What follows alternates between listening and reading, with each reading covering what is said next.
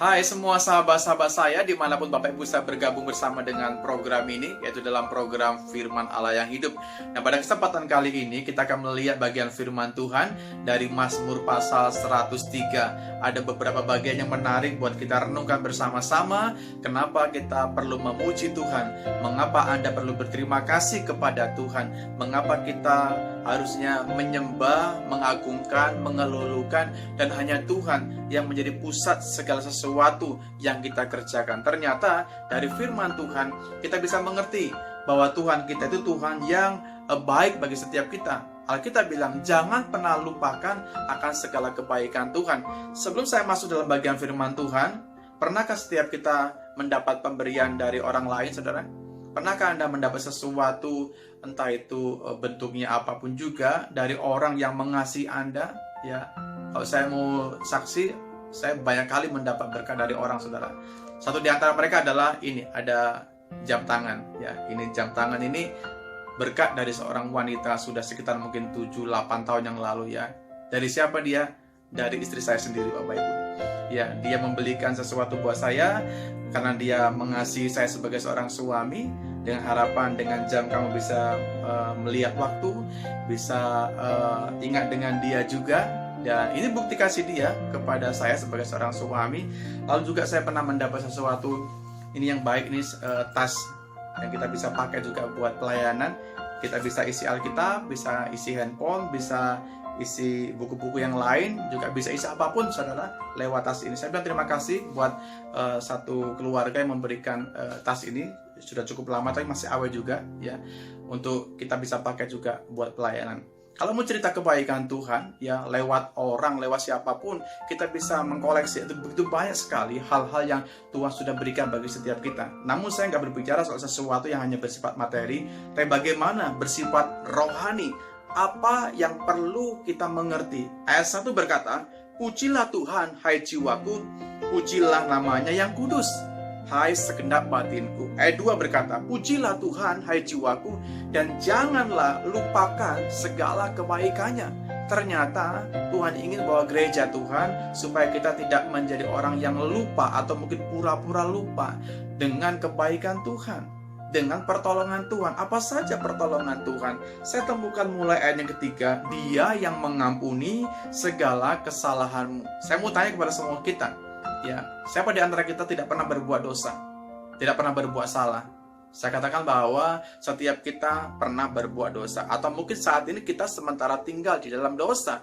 Tapi berita baiknya adalah di dalam Tuhan ada pengampunan. Alkitab bilang bahwa Dia yang mengampuni segala kesalahanmu. Ketika Dia tergantung di atas kayu salib, itu bukti kasih Tuhan yang besar. Itu bukti cinta Tuhan yang besar bagi Anda dan saya. Dia tidak pernah melihat rupa kita. Dia tidak pernah melihat dari mana kita, dan mungkin dosa sebesar apapun yang kita lakukan. Tapi di dalam Tuhan ada karya yang dikatakan karya penebusan.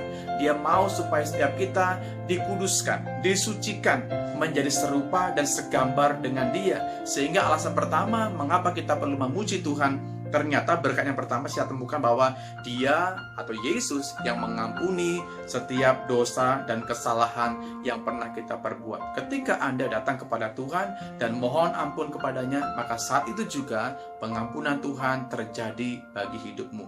Yang kedua, Tuhan itu Tuhan penyembuh, saudara. Dia menyembuhkan segala penyakitmu. Dia katakan, ya mungkin kau sekarang sementara bergumul dengan penyakit yang kita alami, atau yang sementara mungkin engkau derita, tapi dengar, di dalam Tuhan ada mukjizat. Ketika setiap kita beriman dan percaya kepadanya, maka kuasa kesembuhan seperti yang ada di Alkitab ini akan menjadi sebuah pengalaman bagi setiap kita. Kuncinya adalah bawa pergumulanmu kepada Tuhan, bawa iman, harapan kita hanya kepada Tuhan saja. Saya pastikan bahwa Tuhan tidak pernah berubah. Dia Allah yang menyembuhkan. 2000 tahun yang lalu Dia melakukan banyak sekali karya penyembuhan. Saya tahu bahwa hari ini pun Tuhan yang sama, yang tidak pernah berubah itu masih mau melakukan kesembuhannya bagi setiap Anda hari ini. Yang ketiga, saya temukan bahwa Dia yang menebus hidup kita dari lubang kubur. Upah dosa adalah maut, yaitu upah dosa. Tapi berkat di dalam Tuhan adalah bagaimana kehidupan yang kekal. Tidak ada batasan waktu, Tidak ada batasan jarak, kekal bersama-sama dengan Tuhan di sorga.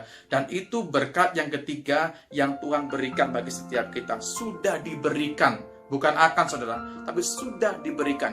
Ketika Anda memuji Tuhan, ketika kita menyembah kepada Tuhan, maknai bahwa Tuhan sudah melakukan yang terbaik bagi kita.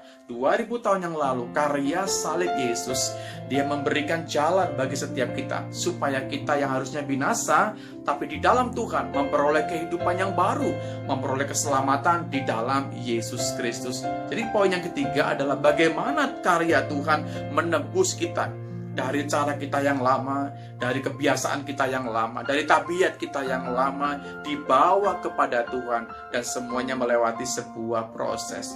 Yang seringkali orang tidak kuat adalah proses di dalam Tuhan. Setiap Anda yang berkata bahwa engkau pengikut Kristus, setiap engkau akan mengalami sebuah proses, sebuah kurun waktu yang Tuhan izinkan berlaku bagi setiap kita. Nikmati setiap perjalanan, nikmati setiap proses pendewasaan bagi setiap kita. Yang berikutnya saya temukan bahwa Dia juga yang memahkotai. Anda tahu mahkota? Mahkota yang biasa ada di kepala, itu bentuk bagaimana kita mendapat sebuah penghargaan. Dia yang memahkotai gerejanya dengan kasih setia dan rahmat. Mahkota posisinya di atas, Nah, itulah kasih Tuhan, rahmat Tuhan di atas segala-galanya. Ketika Tuhan memahkotai hidupmu dengan kasih setia, sesungguhnya ada perlindungan, ada pertolongan, ada kuasa, ada proteksi daripada Tuhan yang terjadi bagi setiap Anda dan saya. Dan juga ada rahmat Tuhan, kasih karunia Tuhan, sesuatu yang tidak layak kita terima, tapi di dalam Tuhan sesungguhnya semuanya bisa terjadi, dan semuanya sangat mungkin terjadi bagi setiap Anda dan saya. Kiranya bagian firman Allah ini menjadi sebuah perenungan bersama-sama bagi setiap hidup kita, bahwa setiap waktu biar Tuhan mendapati adanya seorang pribadi yang senantiasa memuji Tuhan, bersyukur kepada Tuhan. Pujilah Tuhan hai jiwaku, pujilah namanya yang kudus. Dan pujilah Tuhan dengan segenap kekuatan dan segenap batinmu bagi setiap kita. Memuji Tuhan bisa Anda lakukan dimanapun, bukan hanya di gedung gereja, tapi di rumah kita masing-masing pun kita bisa memuji Tuhan. Di kendaraan sekalipun Anda bisa memuji Tuhan. Di tempat-tempat yang lain saya katakan kita bisa bersekutu memuji Tuhan. Nah, bagus saya kasih sekitar 20 tahun yang lalu, saya pernah sekolah Alkitab di Palembang. Dan di Palembang itu asramanya panjang begitu, Lalu di belakang asrama itu ada satu kamar mandi atau WC yang sudah nggak dipakai, karena sudah rusak. Lalu sama beberapa teman itu diuruk pakai pasir, dan tempat itu kita jadikan untuk apa? Tempat berdoa. Apakah Tuhan itu pilih-pilih tempat ketika Dia mau memberkati atau mau hadir bagi setiap kita? Di tempat itu pun Tuhan bisa hadir.